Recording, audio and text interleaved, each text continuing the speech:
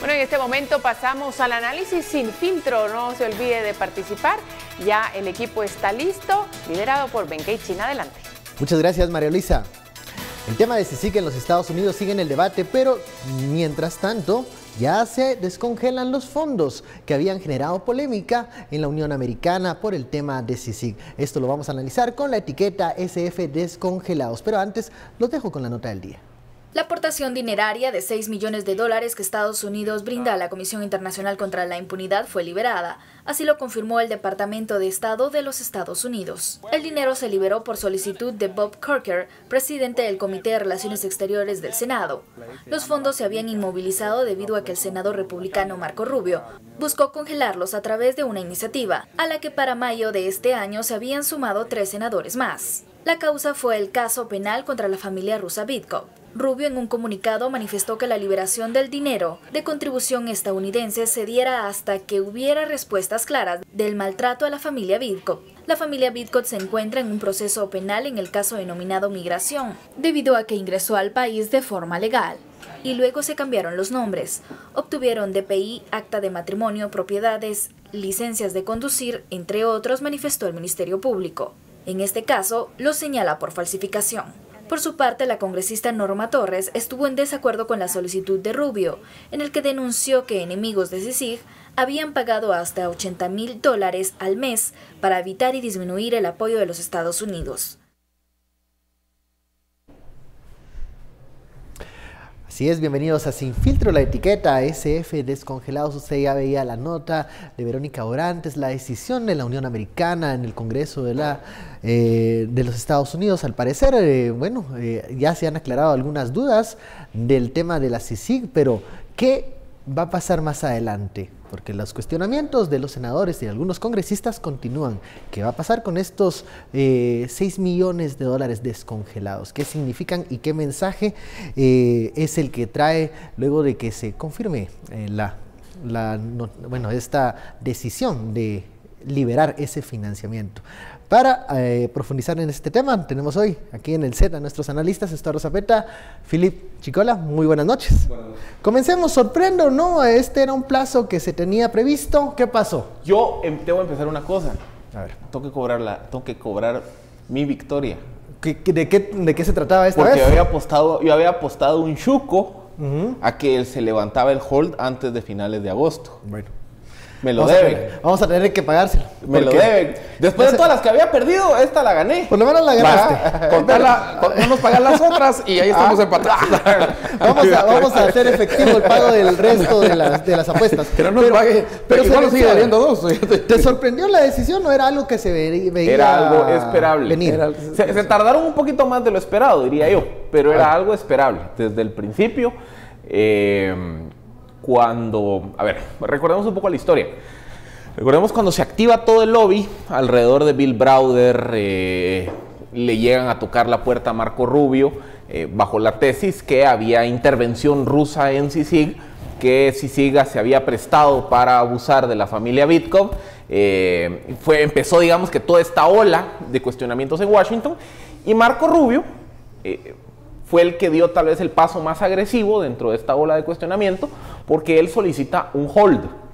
¿Qué es el hold? El hold básicamente es una práctica informal, es un procedimiento parlamentario en el cual un senador puede solicitar suspender temporalmente una provisión de una ley. Acuérdense que hay una ley, la Ley de Asignaciones Consolidadas de Estados Unidos, que establece el destino de gran parte del financiamiento que Estados Unidos utiliza en el Triángulo Norte. Y uno de esos destinos era CICIG. Entonces, básicamente lo que hace Rubio es decir, miren, yo solicito que se suspenda temporalmente el desembolso dentro del marco de esa asignación en lo que se investiga qué pasa. La razón era para ver esa supuesta injerencia rusa. Y ya lo vimos hace, ¿cuánto fue? Mes y medio. Veíamos aquella audiencia del Comité de Relaciones Exteriores, ese fue del Congreso, no del Senado, de la Cámara Baja. Sí. Cuando se le pregunta a la gente del Departamento de Estado, ¿tienen ustedes información de que haya existido colusión rusa? No, no hay. Digamos que no hay absolutamente nada que sustente esa hipótesis. Y es más, el mismo Marco Rubio Cuando sus mismos pares le empiezan a decir, mira, te metiste en arenas movedizas, estás sosteniendo una hipótesis que honestamente cualquiera con 2 dedos de frente sabe que no es cierta, la de la injerencia rusa.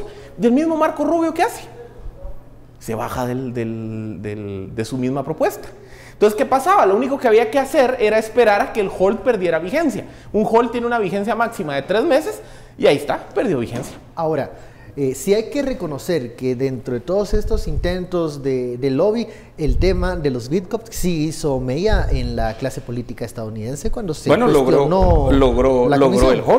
Logró el hold, digamos. Logró el hold. Y yo creo que esa es una cuestión que, aunque el hold pues, al final iba a pasar el dinero hacia donde estaba determinado. ¿Crees que crean algunos cuestionamientos alrededor? Es que lo retuvo, y eso ya es bastante, digamos, es bastante también significativo, porque lo puedes leer del otro lado. Fíjate, ¿qué logró? Digamos, si no hubiera sido fuerte, si no hubiera sido importante, no hubiera logrado ni hold, no hubiera logrado, pero ni, digamos, 4 horas de audiencia. No hubiese tenido ningún efecto. Y ojo, como yo dije, que explicamos aquí varias veces, ¿verdad? La audiencia en este tema no fue el tema central, ni si fue el tema central. Ahí hubo otros grandes 3-4 horas de todo el hemisferio occidental. De Cuba, Ecuador, Brasil, de México, todos los temas, República Dominicana, ¿verdad? El Salvador. Entonces, esto era uno de los temas de este Comité de Relaciones Exteriores de la Cámara Baja.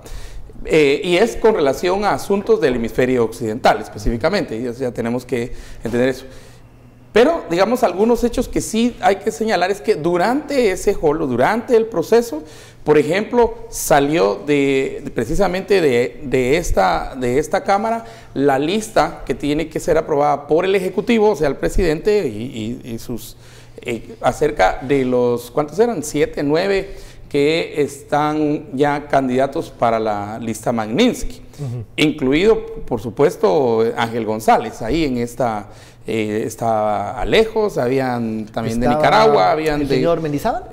Luis Mendizábal, eran 3 de Guatemala, había de El Salvador, Nicaragua, y estaba esta lista, que todavía no están en la lista Magnitsky, sino que son candidatos porque eso lo tiene que aprobar todavía, por eso la carta se la envían al presidente Trump, ¿verdad? O sea que se sigue, independientemente del hold, independientemente de lo que haga, se sigue aquí.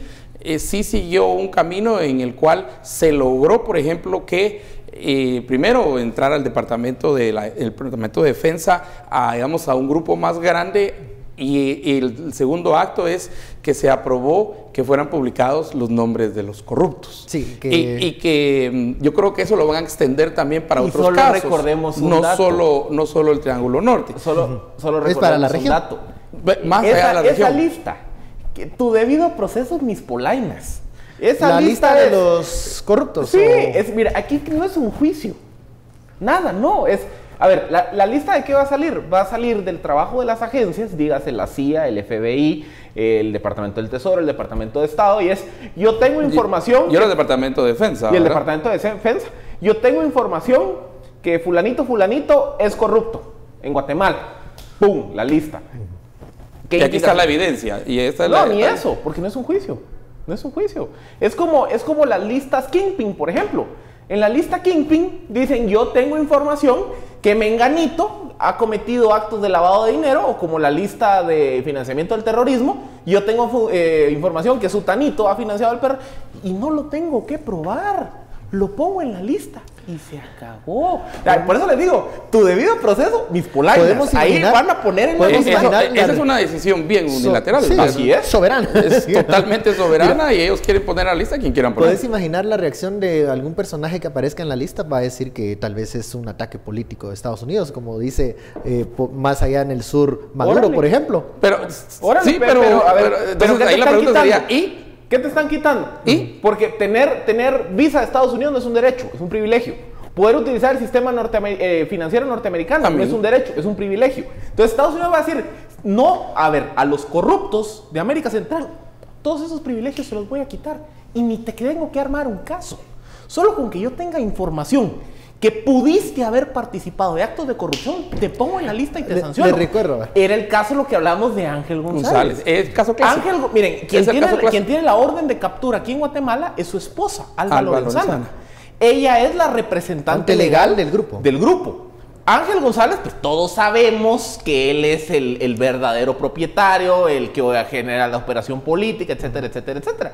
Pero ¿qué pasa en el Congreso de Estados Unidos? Dicen, miren, yo no tengo porque en un caso jurídico, a menos de que yo pueda probar directamente la relación, que él es el representante legal, etcétera, etcétera, básicamente, ¿qué hace el Congreso de Estados Unidos? Dice, mire, yo lo voy a poner en la lista, indistintamente. Mucho sea la esposa, la representante legal, no importa. No, porque yo creo que es él.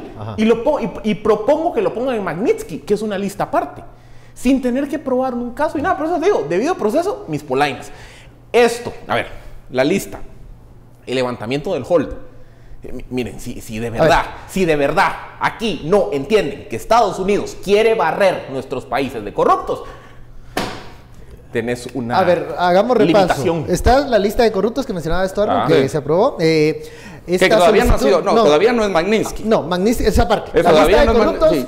Magnitsky son unos 6 meses que la tiene que realizar el secretario, la Secretaría de Defensa, ¿no? Es la que tiene que hacer esto. Sí. La solicitud, Magnitsky. Imagínate el Departamento de Defensa. Está también, ¿se recuerdan de las visas revocadas para exfuncionarios y funcionarios? Que no sabemos los nombres. No sabemos los nombres, sí. Porque eso sí tenés derecho a la privacidad. O sea, no van a salir a Estados Unidos a decir, le quitamos la visa, Juanito Pero ya Pérez. esas mentes están intranquilas en este momento. Porque ellos sí saben. A la privacidad. Sí, pero en la lista no hubo nada de privacidad. La lista fue pública. Porque exactamente. Son temas lo vamos a hacer público porque nos interesa que sea esto. Y aquí se fueron directamente, por ejemplo, en este caso, vamos a ver el caso de Ángel González, por una razón sencilla. Y mencionabas que eran sectores también, ¿no? Representantes de diferentes sectores. Imagínate. Alejos, gobierno, Mendizábal y medios. Ahora, lo que yo te digo, si miramos un poquito aquí de hoy a enero, que va a ser la convocatoria, si cualquier representante, secretario general, candidato, lo que vaya a hacer en enero, va a pedir cacao a México, Miami, no sé dónde está al final. ¿A romería? Sí, va a romería. Yo lo pensaría, no una vez, 100 veces, fíjate. Porque las asociaciones... No es lo mismo hacer romería 2015 con 2019. No, porque no hay lista en 2015. Ahorita sí ya hay lista. Yo sí lo pensaría. Sí que siendo los partidos políticos no vayan mejor. No compren el boleto todavía. Ni compren, no vayan, porque los van a cachar, bandidos. Imagínense cuando se confirme la designación Magnitsky. Eso es en enero, ¿no? Finales de año. Dependerá de las dinámicas. Por ejemplo, a veces se tardan un mes, a veces se tardan un año, pero bueno. Vamos a la pausa. La propuesta ya está, ya solo lo que está la propuesta. Vamos a la pausa y seguimos hablando de esto,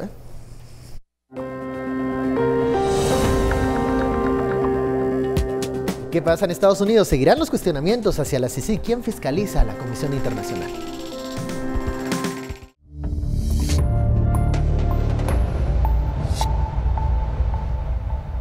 Regresamos a Sin Filtro, la etiqueta de la noche, SF Descongelados. Estamos en el primer tema, esta decisión de, descongelar los fondos de cooperación hacia CICIG, son $6 millones.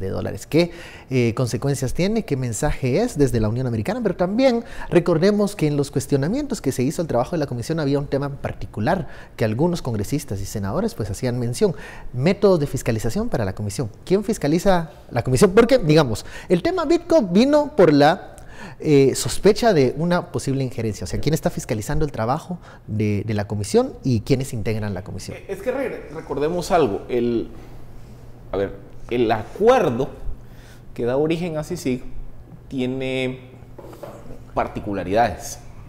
El diseño institucional es particularmente atípico, en el sentido que es un acuerdo bilateral entre Guatemala y Naciones Unidas para crear una comisión con todas las funciones que sabemos que tiene. Pero es perfectible, digamos. Sí, pero quedémonos en el diseño, porque el diseño va a ayudar analizar el diseño va a ayudar a entender un poco la respuesta a la pregunta. Guatemala y Naciones Unidas se ponen de acuerdo para crear este tercer ente, esta comisión, con las funciones que tiene. Y básicamente Guatemala le dice a Naciones Unidas, mira, vos nombrar al comisionado. Entonces Naciones Unidas lo nombra. Pero Naciones Unidas no es el superior de la comisión.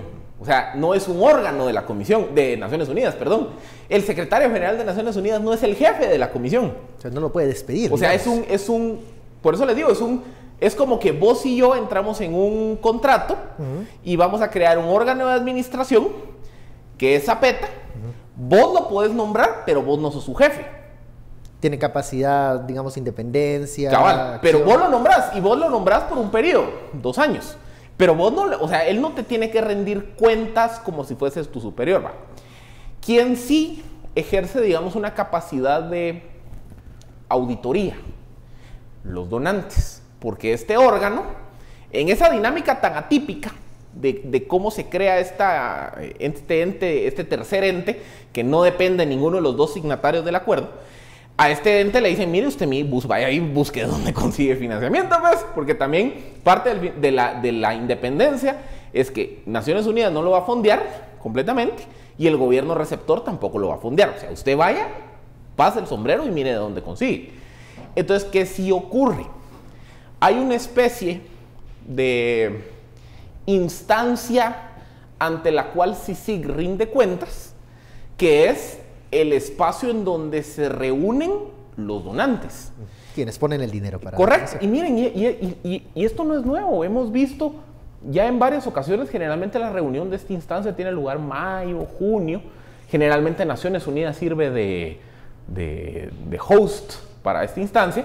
Y básicamente, ¿qué hace la CICIG? Ahí va y rinde cuentas de cómo se utilizaron los fondos, los resultados, qué está haciendo, qué avances ha tenido, etcétera, etcétera. O sea, es un órgano que entra a supervisar la estrategia macro. Y básicamente lo que... Si se alcanzaron los objetivos. Correcto. En cómo estás usando la plata, hay transparencia en el manejo de la plata, cuáles son los mecanismos de transparencia, etcétera, etcétera. Básicamente lo que yo entiendo es que una de las recomendaciones, porque es una que pone el Congreso de Estados Unidos, es decir, miren, hay que tener una participación más activa en ese proceso de rendición de cuentas. Ojo que Estados Unidos, como es uno de los países donantes, puede opinar en este aspecto. Pero también hay que entender hay que entender una diferencia que parece muy, muy simple, pero que es el día y la noche en esta discusión. Es que una cosa es que yo pueda ir con CICIG como donante y ser parte, digamos, de ese órgano al que se le rinde cuentas y decirle, mire, sí, a ver, quiero saber cómo gastó su presupuesto, ¿ok? Quiero ver sus resultados, avances del plan que usted me presentó el año pasado, ¿qué avanzó? Eso es una cosa. Lo que algunos querían era que el órgano de supervisión puede decir, déjame ver, mira, este caso que investigaste. O mira, a este acusado que señalaste. Porque eso iría en contra del espíritu de lo que se busca. La independencia de la comisión. Entonces, ¿qué entiendo yo que pidió Estados Unidos? Una participación más activa y, digamos, un poco más institucionalizada de ese órgano de overview de temas de manejo de fondos y de objetivos macros. Eso es lo que está diciendo Estados Unidos. O sea, yo quiero tener más, no control, sino más información. O sea, que vos tengas más accountability hacia mí de cómo estás usando el dinero de los taxpayers americanos. Vamos a ver cambios el próximo año. Bueno, está el plazo de septiembre de 2019 para ver mayor información, tener mayor fiscalización del trabajo de la comisión en estos objetivos que mencionaba Phil, ver si están cumpliendo sus metas, cómo se está utilizando el dinero, cómo están desenvolviéndose en los casos, que no es ni atrasar ni agilizar ninguno, sino que ver cómo se están desarrollando. Mira, este tema de la fiscalización de la CICIG salió precisamente en esa audiencia. Y el punto que presentaba, yo creo que es, ayúdame aquí, Philip, Smith es New Jersey, ¿verdad? New Jersey. Era, Chris, sí, Smith. Republicano. Ojo que Corker también es republicano. Corker no es demócrata, Corker es republicano de Tennessee. Y cercano a Trump. Y muy cercano a Trump como senador, y es trumpista así, hueso colorado. Porque por ahí andaban diciendo, entonces, sí, que fueron los demócratas. No, eso no tiene que ver nada con los demócratas. A propósito, yo quiero quedar bien claro en eso. Ojo que también el senador Rubio es también republicano. Pero, y este congresista, ellos son senadores, el congresista o diputado, pues Smith fue el que sacó ese tema. Y lo que cuenta él en la audiencia es que habló precisamente con el secretario general de, ¿cómo se llama? Con el secretario general de Naciones Unidas. Guterres. Sí, y con Guterres, que le preguntó, mire, ¿y quién fiscaliza a Sisi? Y que la respuesta que él recibió es nadie. Por lo menos no Naciones Unidas. Eso está, y ojo que esas audiencias son oficiales, o sea, no están grabadas. Si están grabadas y se emitió, entonces se dijo una gran mentira y eso se puede usar en contra de él, pero generalmente eso no sucede, y cuando sucede, mira lo que le está pasando a los que eran consejeros y todo de Trump, que precisamente ya tienen hasta 8 cargos por haber mentido precisamente bajo juramento, ¿verdad?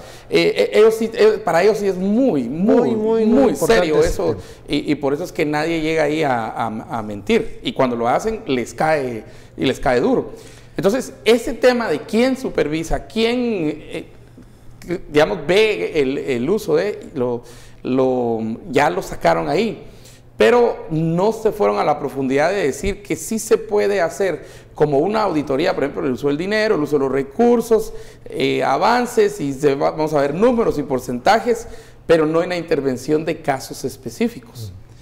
Los casos específicos es después, y sobre todo las principales preocupaciones de, por ejemplo, Estados Unidos es si no hay un link con el terrorismo, si utilizaron el sistema financiero de Estados Unidos. Por eso es que está la UFAC y el Treasury también metido en todo esto, ¿verdad? Para ver si no hubo, digamos, un mal uso o uso del sistema financiero de Estados Unidos. Entonces, es otra forma digamos, de supervisión, es otra forma de evaluación la que se hace, pero no se va a los casos específicos. Eso sí, ¿crees no sería...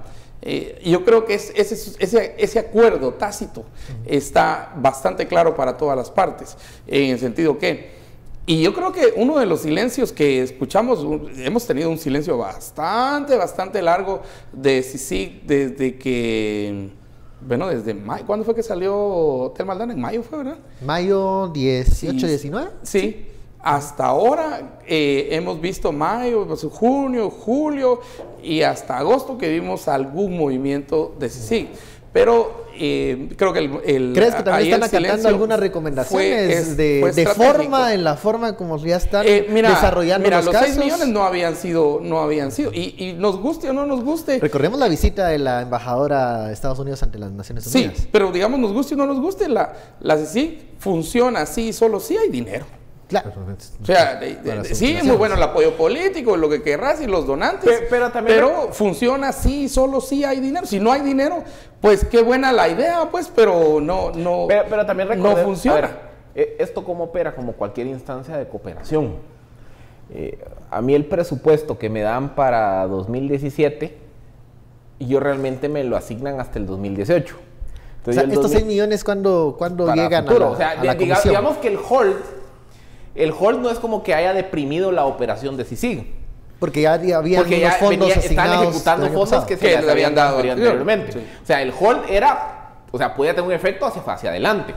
Que también, ojo, porque yo entiendo, y esta es una de las razones por las que entiendo que el gobierno no está muy contento con el señor Anders Kompass, que uno de los ofrecimientos que hizo el embajador de Suecia fue decir, ok, hay hold de Estados Unidos, bueno, y vamos a ver de dónde se buscan esos 6 millones. Iban a pasar nuevamente el sombrero. Ajá, iban a pasar el sombrero, si se llegaban a retirar. Pues, que esa es una de las razones por las que parte de la molestia de gobierno con Kompass. Y yo no estoy muy seguro que eso sea del agrado de Estados Unidos tampoco, ¿verdad? Es que, Estados Unidos quiere estar con los 6 millones ahí presentes en la mesa. Claro, siendo el principal donante, también, digamos, no puedes ir a ver los casos. En realidad, al final sí los miras, pues, pero públicamente no los miras. Les voy a contar una pequeña... Estratégicamente es malo retirarse. Miren, pues, les voy a contar una pequeña interioridad.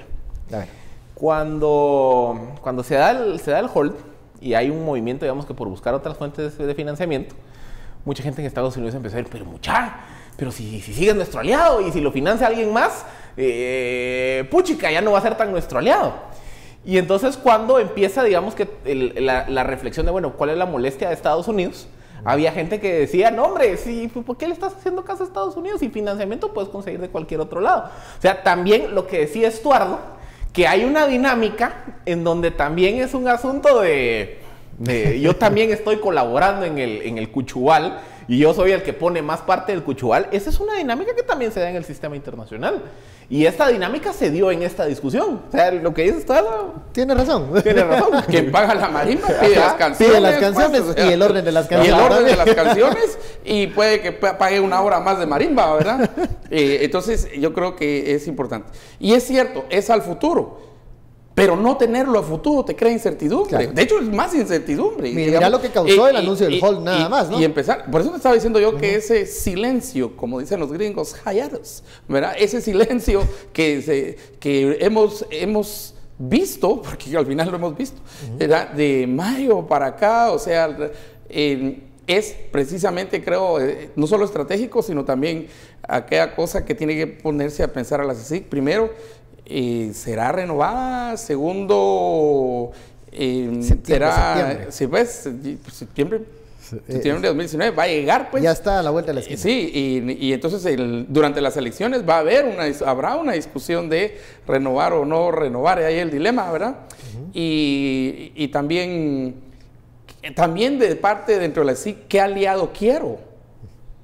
Es señorita de la línea que quien pague entra al cuartito, o también yo tengo como si sí que pensar quién entra y no entra al cuartito. Mis condiciones. Mis condiciones y mi precio. Entonces ahí es donde también hay preocupaciones también internas y eso se ve desde el punto de vista estratégico. Y yo estoy seguro que muchos, viendo el experimento CICIG, aunque sea un poquitillo, querrán meter, aunque sea, no sé, un dedo, lo que sea, ahí en la puerta, pero por lo menos aunque sea que les hagan un oído para espiar cómo va la cosa, ¿verdad? Eso vale 1 o 2 millones, ¿verdad? Antes de que terminemos el bloque, a ver, yo considero que el hecho del hold fue un acierto para el sector que, digamos, aquí lo dijimos, antagoniza el trabajo de la CICIG. Dada la cantidad de actores que han contratado lobbies, la cantidad de dinero que se han gastado en esos lobbies, el único lobby que tuvo cierta incidencia en Estados Unidos fue el de los Bitcoin. Porque lograron activar a Bill Browder. Todos los demás vayan a la DIACO, vayan y denuncien porque los dieron la cara. Antes de pedir el libro a la DIACO, yo les pregunto. Yo les pregunto. Engañosa les dieron. Yo les pregunto. Se van a dar nuevos... No le vamos a dar chuco. Sí, no le vamos a dar chuco, Bueno, ya me están diciendo que vamos al corte. Al regreso. Tampoco el que te está diciendo que ya nos vamos, le vamos a dar chuco. ¿Habrán algunos nuevos intentos, creen ustedes, más adelante? Siempre Bueno, vamos a ir con estas conclusiones y luego el segundo tema de la noche. Volvemos.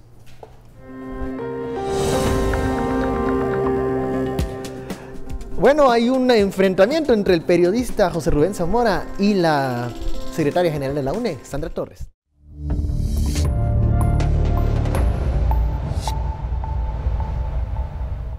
Regresamos a Sin Filtro, vamos al tema de las discusiones, la parte de las conclusiones, que habíamos dejado pendiente del primer tema. ¿Van a haber otros intentos de cuestionar el trabajo de la comisión o ven que el apoyo financiero está garantizado de momento? ¿Estuardo? Bueno, el apoyo financiero está garantizado. Ese es precisamente el hecho de ¿Pero ves a otro senador, a otro congresista citando, cuestionando algunas áreas grises de CICIG? Sí, yo sí veo que habrá cuestionamientos.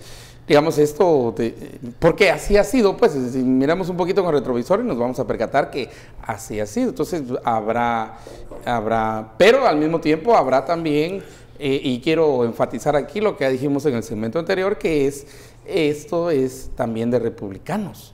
Y verá, porque la mayoría de gente dice, son los izquierdistas y demócratas. No, nada que ver. Son los mismos republicanos. O sea, los mismos republicanos, los que pidieron el hold, pero también los mismos republicanos que le quitan. Que respondieron. Sí, pues, que responden y quitan el hold. 1, 2, creo que hay un tiempo que es septiembre de 2019, al cual habrá que proyectarse en términos de CICIG, ¿verdad? ¿Qué es lo que va a pasar? No quiero ni pensar, pero creo que no solamente habrá cuestionamientos en Estados Unidos, sino también cuestionamientos en Guatemala. Y tercero, nos guste o no nos guste, CICIG va a ser uno de esos de esa pelea de chuchos que va a entrar en la campaña política, ¿verdad? Una pregunta obligada en la campaña. Una pregunta, respuesta, lo que sea, pero ningún partido va a poder obviar, sí. Y de nuevo mi consejo, regresando a que durante el hall salió esta lista del legislativo en Estados Unidos hacia el ejecutivo, hacia el presidente, que ahí está Ángel González, está Luis Mendizábal y está, ¿cómo se llama el otro? Alejos, ¿verdad? En la lista. Entonces, a todos los partidos políticos se les informa, 2 puntos, no vayan a romería ni vayan a Miami, no vayan a hacer nada porque ustedes también pueden caer en la lista. Cuidado. Conclusiones, ¿qué va a pasar con estos nuevos cuestionamientos? ¿Van a haber más? ¿Se va a intensificar el lobby? ¿Bajará de momento? Acción y reacción.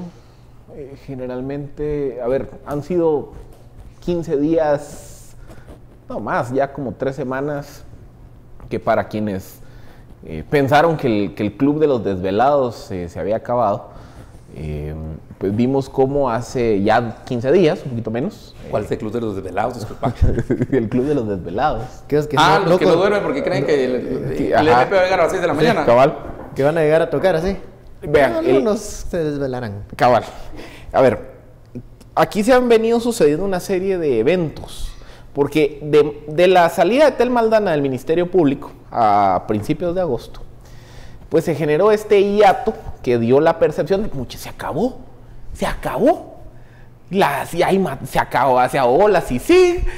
Gobernación ya tiene control de los operativos, la nueva fiscal no está con la lucha contra la corrupción, y esa era la narrativa que se venía dando. Y acuérdense cómo los actores pro impunidad aplaudían, sí, ya vieron, esta fiscal ya no va a prestarse a los designios de la conspiración comunista, etcétera, etcétera. Y entonces, ¿qué ocurre? Durante esos 2 meses y medio, que aquí dijimos, miren, eso es una transición, paciencia, es una transición, se fue generando toda esta sensación de, pues ya, se acabó, murió la lucha contra la corrupción. Pero a partir de agosto hemos visto el allanamiento a la Municipalidad de Guatemala, que no fue menor. Vimos la presentación del antejuicio contra Jimmy Morales y contra la diputada Montenegro. Vimos pues la presentación de un caso, pero realmente la fase subsiguiente del caso de construcción. Y ahora se ve, digamos, el tema del apoyo de Estados Unidos, tanto en la lista de los corruptos como en el levantamiento del hold. Entonces, la sumatoria de todas estas variables, que es lo que dice, bueno, hay apoyo a CICIG, hay apoyo internacional a la lucha contra la corrupción. Y CICIG tiene un mandato por lo menos de aquí a septiembre de 2019. Así que, de aquí a septiembre de 2019, agárrense. O sea, hasta 2019. Porque mañana es viernes de consuelo. Ahora son los viernes de consuelo. Que son diferentes, ya son diferentes, hay diferencias. Hay diferencias en cuanto al jueves de CICIG, hay que mencionarlo. Pero entonces, ¿qué pasa? Regresaron los patches. Recordemos una dinámica. Cuando sin tanto PowerPoint. Y recordemos ciertas dinámicas, que cuando hay actores que se empiezan a sentir acorralados, en política naturalmente van a reaccionar.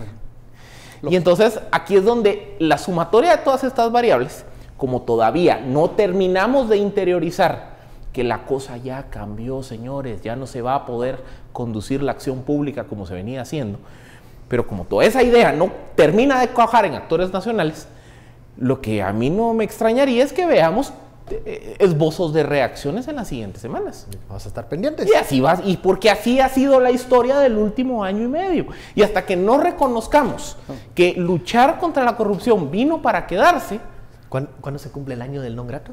En estos días. Estos días, ¿verdad? 27. Sí, pero imagínate la presión que va a empezar a ejercer Estados Unidos. Le hace la reforma para renovar el mandato de CICIG. Creo que comienza ya. Yo creo que levantar el hold es precisamente, empieza a mandar mensajes un poco más fuertes con relación, o renovás, papadito. Y será una presión ya con estilo Trump. You renew it, ¿verdad? Van a ser mensajes muy directos. Y yo creo que a esa casi amenaza, ultimátum, no sé cómo llamarle, va a haber una reacción de entonces algunos se pondrán así. Sí, y entonces que lo renuevo, madre, va. Entonces, no va a haber una no reacción. Y todo eso en medio de la campaña política 2019. Va a estar alegre. De aquí vamos a estar contemplando eso.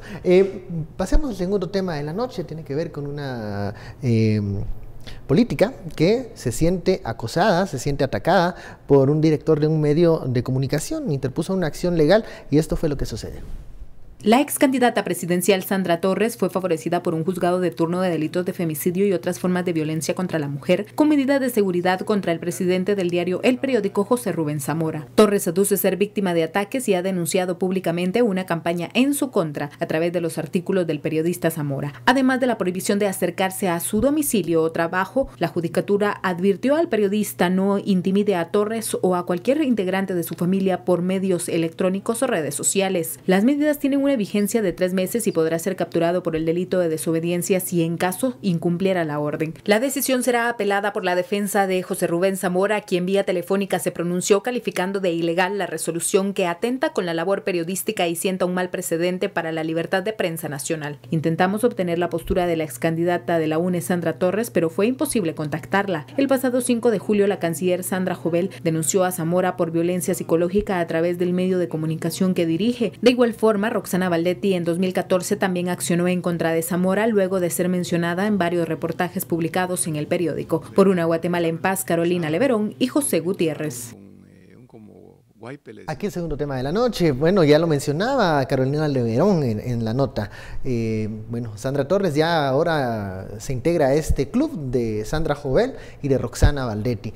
Un enfrentamiento entre una política y un director de medios en donde llegan a, bueno, una decisión de un juez de no pues volverla a mencionar, atacarla por ningún medio electrónico, medio escrito.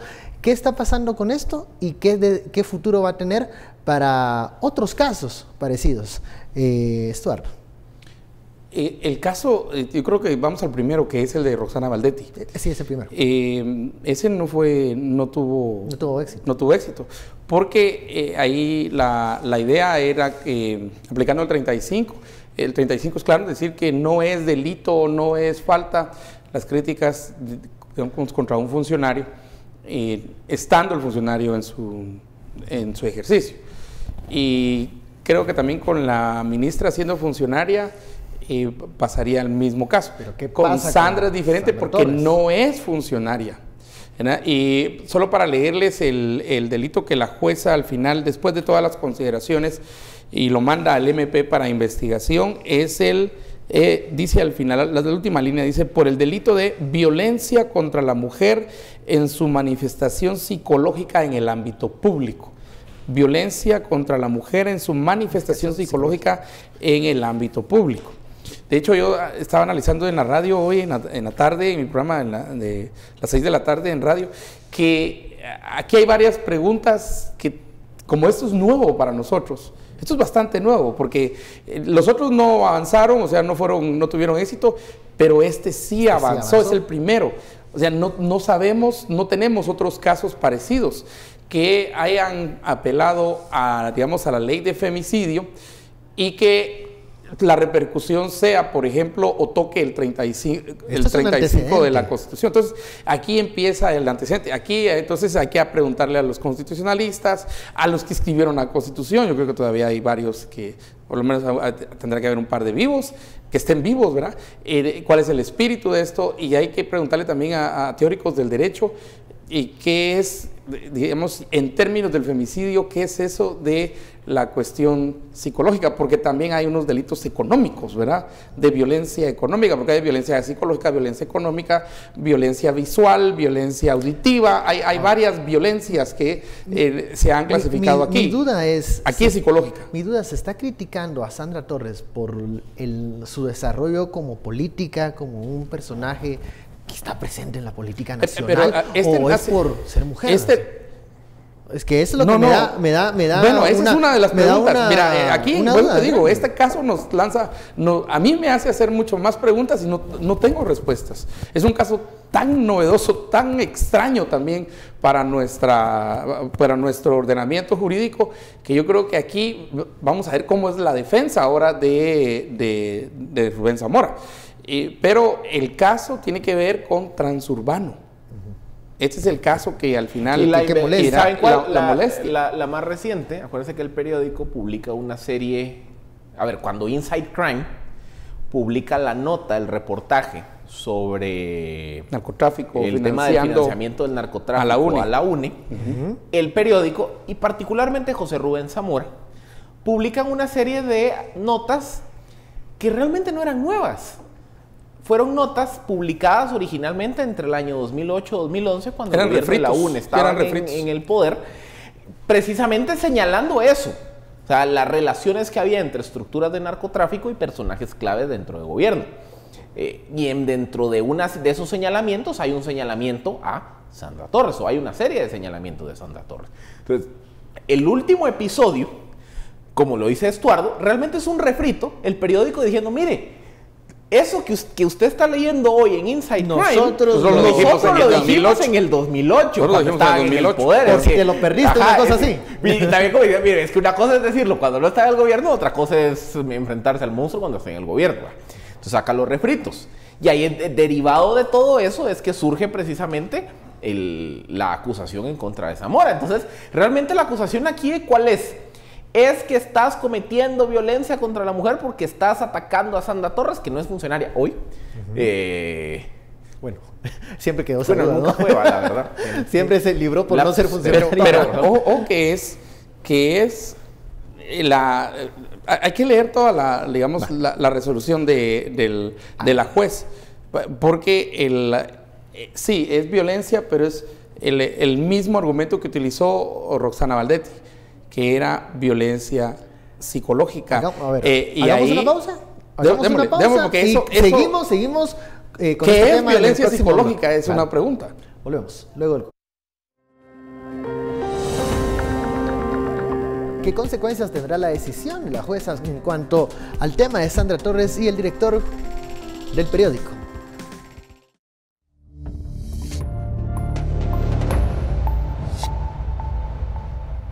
Regresamos a Sin Filtro, gracias por su sintonía. Continuamos con el segundo tema, este enfrentamiento entre Sandra Torres y José Rubén Zamora. ¿Qué consecuencias puede tener? Ya lo hablábamos, han existido dos ejemplos anteriores en donde no prosperó este tipo de denuncia. En el caso de Sandra Torres, sí prospera. ¿Qué va a pasar? Ya no se va a poder hablar de ella en los medios que dirige el señor José Rubén Zamora.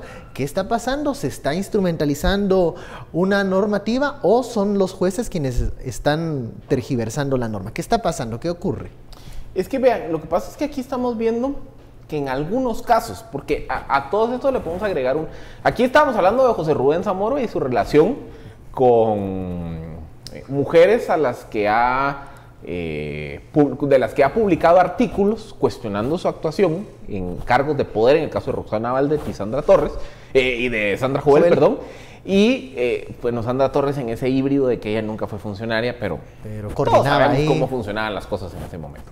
Entonces digamos que en los tres casos se presentaron denuncias contra Zamora por violencia contra la mujer, pero hay otro más que a mí todavía me parece más preocupante, que es el de Juan Francisco Solórzano Copa. Cuando él entra en una disputa en Twitter con una señora de apellido Rodman, y ella le presenta una denuncia, igual por violencia contra la mujer en psicológica. Y la jueza da con lugar la denuncia y ordena medidas cautelares, y entre las medidas cautelares el arraigo y un embargo. Entonces, a ver, ¿qué ocurre aquí? En el caso de Zamora, sí me parece muy peligroso que se utilice el mecanismo de la ley de feminicidio, que está diseñada para proteger a mujeres en situación de desventaja de poder, como un mecanismo para tratar de coartar la libertad de expresión y la libertad de prensa. Porque otra vez, o sea, si el artículo de Zamora lo que está diciendo es, mire, es que había vinculación de estructuras de narcotráfico con el gobierno de la UNE, había vinculación de estructuras del narcotráfico con Sandra Torres en ese momento, que es un poco de las múltiples hipótesis que presentan esos artículos, venir y decir, eso es violencia psicológica contra la mujer, a mí se me parece bastante estirado el argumento. Se está prostituyendo el espíritu de la ley de libre emisión de pensamiento. Y lo mismo, por ejemplo, lo que pasaba con Roxana Valdetti. Pero no estarías prostituyendo también entonces la ley de femicidio. Sí, por eso se está. Es que por eso y la estás utilizando precisamente como una especie de tranca para el 35 de la Constitución. Porque al final de cuentas, ¿qué es violencia psicológica? Porque todos la utilizan pregunta, cuando terminamos el corte anterior, este concepto. Esa es mi pregunta. O sea, esta decisión, si miras bien esta decisión que toma la juez, la toma y la envía al MP para que inicie la investigación. ¿Cómo se hace una investigación de violencia psicológica? En términos de publicaciones, ¿verdad? Los que estamos en comunicación y nos toca analizar muchos textos y todo esto, ¿qué tipo de análisis se va a hacer ahí? ¿Un análisis exegético de contenido? ¿Un análisis semiótico? ¿Se va a hacer un análisis de contenido por palabras, de denotaciones y connotaciones? No sé. Se va a llamar aquí a la persona, en este caso Sandra Torres, para hacerle una serie de baterías de análisis psicológico a ella. Se va a comprobar a través de esas baterías de análisis psicológico que ella quedó altamente dañada y que eso y que ese daño psicológico no le permita participar en las próximas elecciones, porque no va a estar psicológicamente situada en sus cabales por el daño, digamos, desastroso que le infligió las notas de José Rubén Zamora. No sé, es que esas son las grandes dudas que tengo. ¿Cómo se prueba el daño psicológico? Solo es, me siento mal, me voy a desmayar. Ese es daño psicológico y suficiente prueba para... Pero hay algo anterior. Es que miren, disculpen televidentes, pero ¿cómo se puede en este caso probar el daño específico psicológico? Miren, porque ese es el delito que se está imputando. Hay una variable anterior, y que por eso les digo que a mí sí me parece preocupante que se esté utilizando la ley de feminicidio para atajar casos que son relacionados a libertad de emisión de pensamiento. ¿Por qué? Nuestra ley de libre emisión del pensamiento, que es una ley de rango constitucional promulgada por la Asamblea Nacional Constituyente, tiene un mecanismo para esos casos, que es un mecanismo prejudicial, que es el juicio de imprenta. ¿A qué se refiere? Y los tribunales de imprenta. Los tribunales de imprenta. ¿A qué se refiere el proceso de imprenta? Es, bueno, yo digo es que Benkei es un tal por cual. Viene Benkei y me puede denunciar. Entonces, antes de un proceso penal por difamación, calumnia o en este caso violencia contra la mujer, hay una valoración previa, que la valoración previa es, yo estaba ejerciendo mi libre emisión del pensamiento, pues que lo tengo que hacer con responsabilidad. Claro. Entonces ese juicio de imprenta, ¿qué es lo que va a entrar a conocer? Bueno, uno, en lo que yo dije o en lo que yo publiqué, estoy faltando el honor, imputándole delitos no cometidos, atentando contra el honor y el prestigio de la persona, ¿sí o no? O el pudor es la palabra, ¿sí? ¿Sí o no? Sobre esa reflexión, entonces hay un periodo de prueba, que es decir, bueno, a ver, Philip, vos dijiste que Benkei es un tal por cual, dame la sustancia. ¿De dónde sacaste eso? De sustentarlo, o solo te lo inventaste. A ver, ven, déjame evaluar tu caso, quiero escucharte. Y después de eso, el tribunal de imprenta dice, bueno, aquí una de tres. O no, fíjense que aquí no hay difamación, calumnia ni nada, sino que es libertad de emisión de pensamiento, así que pues, no hay caso. Alternativa 2 es decir, mira, sí hay, pero entonces falló. Te doy la oportunidad de retractarte. Ajá. Entonces, en el mismo medio, en el mismo tipo de letra o en el mismo tiempo, si es en televisión o es en radio, hay un parámetro hay un procedimiento ya establecido. Pero ese es el proceso de juicio de imprenta. El tribunal de imprenta, y el tribunal de imprenta no son juzgados, sino que hasta incluye miembros, por ejemplo, de la Municipalidad de Guatemala. Cabal, es que esos juicios son interesantes. Ha habido muy pocos en Guatemala. Es que miren, ¿saben qué es lo que pasa? Aquí es donde viene el problema, y es, la ley de emisión de pensamiento está dirigida para proteger la emisión de pensamiento. Perdón, Felipe, pero no iría a juicio de imprenta. Porque la determinación de la jueza ya es dentro del contexto de la ley de femicidio. Ya tomó un camino ya diferente. Tomó un camino de ley de femicidio en, ¿cómo se llama? En daño psicológico. Pero si nos vamos a ver el espíritu de lo que la constituyente plasmó en el 85, el espíritu de la ley de feminicidio, que es del 2007, 2008, y cómo se están utilizando las dos, aquí hay una prostitución de ambas. Porque este tipo de situaciones, que es que un periodista dijo tal cosa de mí, y yo creo que me está difamando, etcétera, etcétera, eso te quiere a juicio de imprenta. Ese es el procedimiento. Y ahí es el camino. Ese es el procedimiento, que es, bueno, vamos a carearnos. ¿Por qué dijiste eso? Estás dañando mi honor, sustentalo, ahora yo me... Y que un tribunal de imprenta falle. Lo que pasa es que esos mecanismos no han sido funcionales. Entonces, ¿qué pasa? El otro mecanismo que se utiliza cuando yo quiero coartar la libertad de emisión de pensamiento de alguien que me está cuestionando, criticando, es denuncia penal. Bueno, yo te tengo que coartar porque hemos llegado al final y hay que coartarla porque si prueban el daño psicológico, ese daño psicológico fuerte, alguien lo puede usar para la candidatura 2019. Dar fin a esto porque si no me van a hacer daño psicológico, señores. Estuardo, gracias, Philip. Los dejamos con María Elisa Gómez.